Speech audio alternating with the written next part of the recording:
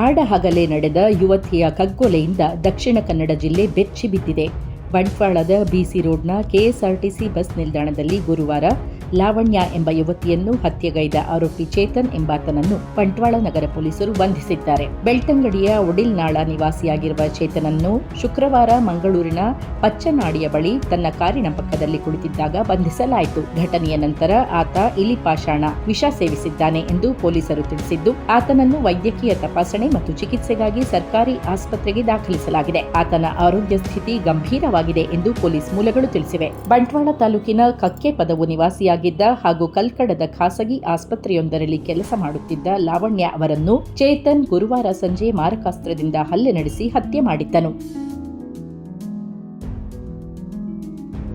ಸಂತ್ರಸ್ತೆಯ ದೂರದ ಸಂಬಂಧಿಯಾಗಿದ್ದ ಚೇತನ್ ಆಕೆಯನ್ನು ಪ್ರೀತಿಸುತ್ತಿದ್ದನು ಎಂಬುದು ಪ್ರಾಥಮಿಕ ತನಿಖೆಯಿಂದ ತಿಳಿದುಬಂದಿದೆ. ಇದೇ ವೇಳೆ ಅವರಿಬ್ಬರು ಹಿಂದೆ ಪ್ರೇಮ ಸಂಬಂಧ ಹೊಂದಿದ್ದರು, ಆದರೆ ಸುಮಾರು 4 ವರ್ಷಗಳ ಹಿಂದೆ ಬೇರ್ಪಟ್ಟಿದ್ದರು ಎಂದು ಆಕೆಯ ಸಂಬಂಧಿಕರೊಬ್ಬರು ಮಾಧ್ಯಮಗಳಿಗೆ ತಿಳಿಸಿದ್ದಾರೆ. ಲವ್ ಮಾಡ್ತಿದ್ದದ್ದು ಹೇಳ್ತಿದ್ಲು, ಅದು 4 ವರ್ಷ ಆಯ್ತು ಕಟ್ಟಾಗಿ. ಈ ತರ ಕಿರಿಕಿ ಕೊಡ್ತಿದ್ದ ಆ ತರಂದೇ ಇರಲಿಲ್ಲ, ಇನ್ನುವರೆಗೆ ನಂಗೆ ಇರಲಿಲ್ಲ.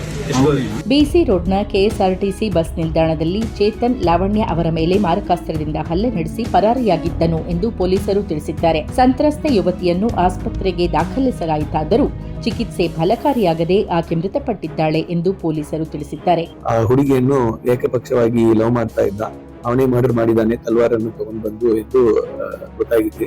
ತದನಂತರ ಆರೋಪಿ ಪತ್ತೆ ಹಚ್ಚಲಿಕ್ಕೆ ವಿಶೇಷ ತಂಡಗಳನ್ನು ನೇಮಿಸಲಾಗಿದೆ. ಘಟನೆಯ ನಂತರ ಆರೋಪಿಯನ್ನು ಪತ್ತೆ ಹಚ್ಚಲು ಬಂಟ್ವಾಳ ನಗರ ಪೊಲೀಸರು 2 ವಿಶೇಷ ತಂಡಗಳನ್ನು ರಚಿಸಿದ್ದರು. ಬಳಿಕ ಆತನನ್ನು ಮಂಗಳೂರಿನ ಪಚ್ಚನಾಡಿಯಲ್ಲಿ ಬಂಧಿಸಲಾಯಿತು. ಈ ಸಂಬಂಧ ಬಂಟ್ವಾಳ ನಗರ ಪೊಲೀಸ್ ಠಾಣೆಯಲ್ಲಿ ಭಾರತೀಯ ನ್ಯಾಯ ಸಂಹಿತೆ BNS 2023 ಸೆಕ್ಷನ್ 78, 103 ಮತ್ತು 106 ಅಡಿಯಲ್ಲಿ ಪ್ರಕರಣ ದಾಖಲಿಸಲಾಗಿದೆ.